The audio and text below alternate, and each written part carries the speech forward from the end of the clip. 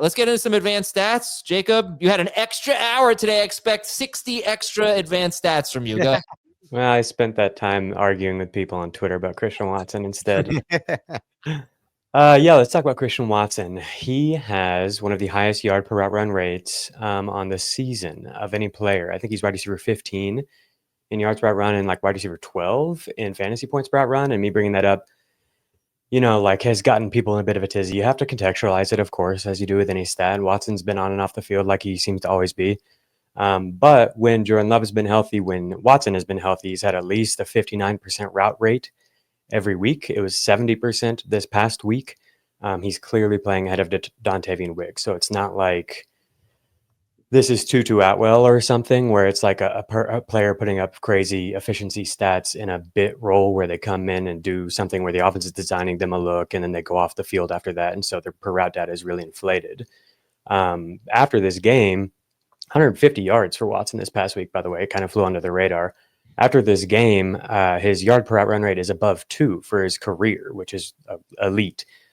So this isn't to say that Watson is an elite player or anything like that, but he is an elite efficiency producer, or a very close to elite efficiency producer. And it's been that way from the outset since he's entered the NFL. And he continues to get opportunities, even though he's continued to be unreliable, whether that's health or, coming down with 50-50 plays and all this stuff. He continues to get on the field and get used a lot. He tied Jaden Reed for the team lead in first read target rate this week. He's clearly an important part of what Green Bay wants to do. And we've outlined this as well when we look ahead at the schedules. After this Chicago matchup, Green Bay has a string of like 4 or 5 straight potential shootouts to close out the season. And so I think Watson is somebody who is really interesting. Like this week, the passing numbers and just the offensive numbers as a whole were really low because the Packers only ran 43 plays. That was the lowest of any team. The Jaguars were the only other team below 50. And so I think it's really just kind of a strange week, and still Watson was really productive. And there's a lot of upside left. I would be targeting him and continuing to target Jaden Reed as well going forward.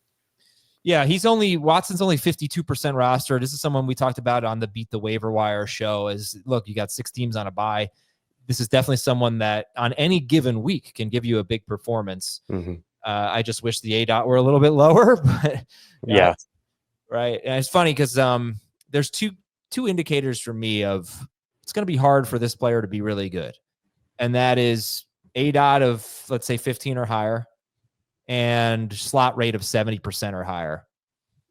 Slot rate of 70% or higher, you know who that is? That's Josh Downs, that's Jaden Reed, and that's Ladd McConkey. And they're right around 70%. And I'm always willing to reevaluate all of my stances. Yeah, maybe Matt LaFleur is just a caveat for some of these.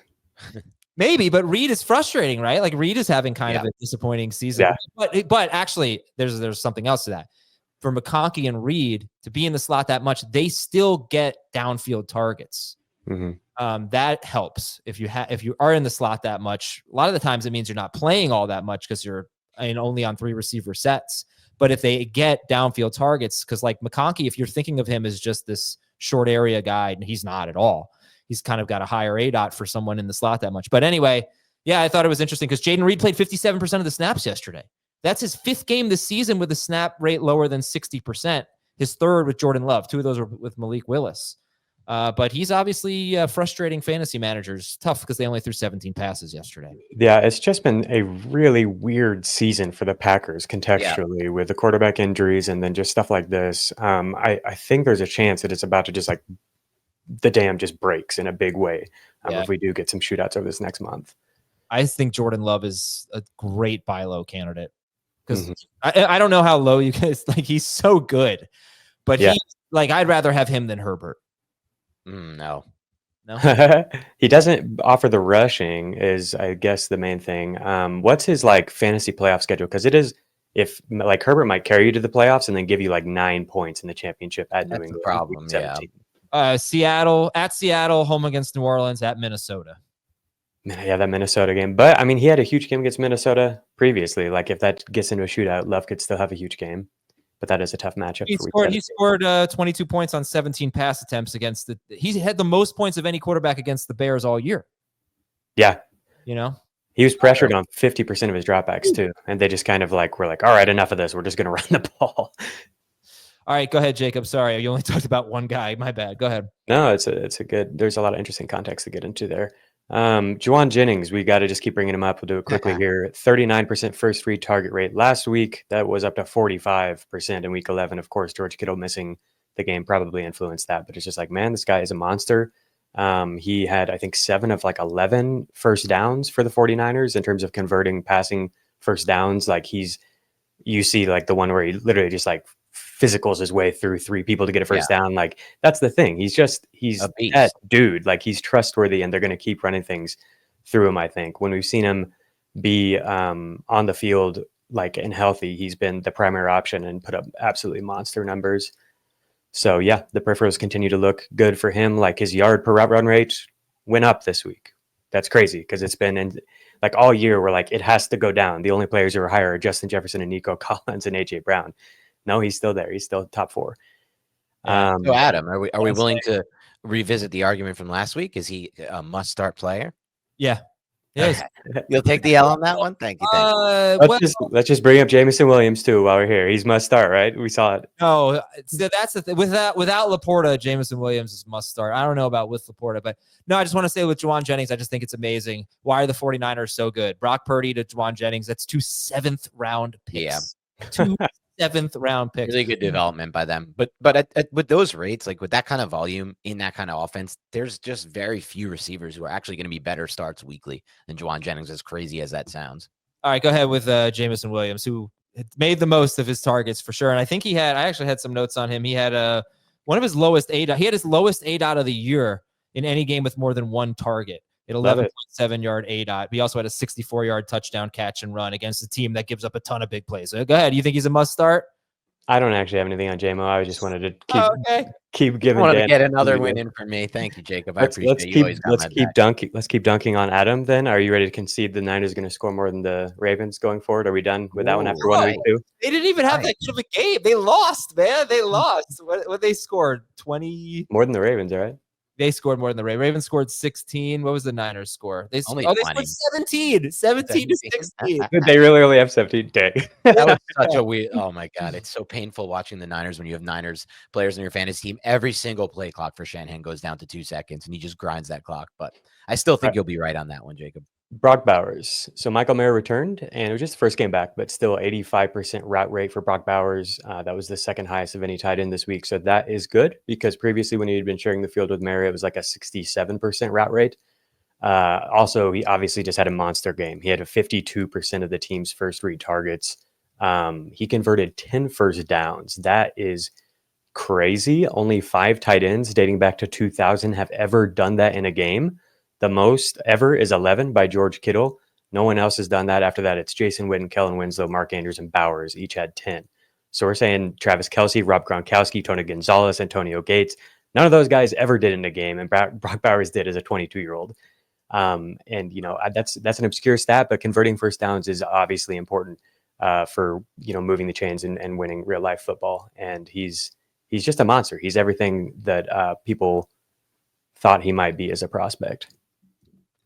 Pretty good. I go back to, I remember on Hard Knocks, they were saying, I forget who it was, Joe Shane maybe. He's like, oh, no, it was Dable. He's like, I called Nick Saban, and he said, 2 players in this class gave us problems. We're problems, Brock Bowers and Malik Neighbors.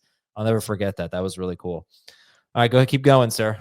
Jackson Smith and Jigba, I just want to lay out a timeline here. So week 9, he hit a new career high with 42% first read target rate. Then they have their bye in week 10. Then DK Metcalf comes back. He had a 3-game absence, and that like culminated in the big week 9 game for JSN. In the first half of week 11, DK is back. They're like funneling everything through him. He had a 50% first read target rate in the first half, DK Metcalf. That resulted in 23 yards. He had a drop. It just wasn't really working. JSN only had 12% of the first read targets in the first half, caught all of them for 38 yards. In the second half, we see Seattle change things and really funnel things through Smith and Jigba. He had a 42% first read target rate in the second half, caught all of his catchable targets for 72 yards in the second half. They come back and win. I think, you know, it's just one game and you don't want to get carried away with just splitting things into halves and everything, but it seems like the momentum just continues to build for JSN and he just kind of keeps checking off things. And it's like, he might be doing the look at me, I'm the captain now thing, like it seems crazy to say anyone would do that to DK Metcalf, but I mean, I think Jason is really good. So this is another encouraging data point. Don't get carried away with it, but we're getting a few of them as the year goes on here. Jonnu Smith was the only tight end who did have a higher route rate than Brock Bowers this week. He also led the Dolphins in first downs again on the year. He and Tyreek Hill have the same number of receiving first downs. Jonnu Smith has the highest first down per route run rate of any tight end among qualified tight ends. He continues to be a really important part of the offense and really the only part of the offense that's been like working. Devon Achane is working, of course, but like defenses are keying in on him so much that his like success rate is relatively low. He's often not as efficient as we've seen in the past, whereas like Jonnu Smith has been crazy efficient all year. I think this is real. Like it was another matchup where like the zone heavy to high safety stuff like suggests that we'll see a lot of Jonnu, but like we did again, and he keeps being productive. He's always been productive when given opportunities, honestly. You guys remember when Jalen Waddle was on the Dolphins? Yeah, fifth. Jalen Waddle, fifth on the team in first read targets, behind Malik Washington, behind Odell Beckham. Yeah. Pretty cool. Not cool at all, actually. No, no, it's not. Audric Estime, remember that? What a week that was. He'll always have week 10. 21% snap rate, 6 of 23 running back rush attempts. He had 3 offensive snaps in the first half. Wow. So I guess, it's just right back to Javonte. I wanted to bring up that Caleb Williams played better. We'll talk about the Bears in more detail, but I just wanted to highlight like Caleb. His catchable target rate, I think, might have been the highest that it's been all year. It was above league average, which is like a huge accomplishment for him at this point. Caleb? Yeah. Mm-hmm. That's one of our big topics. Yeah, for sure. Last thing I want to hit on is the Bills. So I brought up pass rate over expectation at the top in reference to the Chargers. The Bills through the first 6 weeks were 23rd in pass rate over expectation, meaning they were running more than expected. Then they trade for Amari Cooper. And from that point on, they've had a positive pass rate over expectation in every single game. Their rate during that time is 9.7%. So for reference, the Bengals have the highest PROE in the league at 9.7% over the course of the full season. Second place is the Seahawks at 5.8%. So they're lately, since making the trade for Cooper, passing relative to expectations at like the highest rate in the league, which is just shocking for a Joe Brady offense. And I think it makes some sense, the timing, like with the Cooper trade. So that's just interesting for Khalil Shakir and maybe Kincaid if he gets back. Maybe Cooper. I thought he looked good on some of these outbreaking throws with Josh Allen. His route rate was still right around 50%. So this week it was all Shakir. He had the highest first read target rate, and he was the most important part of the offense. But I think it could be Cooper down the stretch. Okay, I just got to correct one thing I said earlier. Meant to do it earlier, but whoops. I said that Jamar Chase's yards per target was like double with and without Higgins on the field, like better with Higgins on the field than off the field. It is better, but I was comparing his yards per catch to his yards per target. So I made that mistake. But his yards per target with Higgins on the field, it's 12.5. With him off the field, it's 8.9. His yards per catch is 17.5 with Higgins on the field. So my bad there. Still a huge, much more efficient player with Higgins on the field than off the field. All right, just some notes I had here on some snap counts. Adonai Mitchell played only 12 snaps against the Jets. We are going to talk about the Colts wide receivers. Kendrick Bourne, I'm kind of interested. I mean, I don't know, mildly interested. He played 47% of the snaps. He had 5 catches for 70 yards and a touchdown on 5 targets, coming off a game in week 9 where he had 4 for 41 on 6 targets. So it's probably nothing, but I think he's been good. But yeah, then they like benched him. They like phased him out in week 10. I was like, okay, they're just going to the young guys. But then he was back in this week. I thought he may have been hurt. He wasn't hurt. He just got benched. I didn't see anything about him getting hurt. Okay. Well, he's 2% rostered. I guess that's why I'm interested in him, because there are leagues out there where you might need a Kendrick Bourne. Baltimore wide receiver snap shares. Zay Flowers played 84% of the snaps. Bateman, 80%.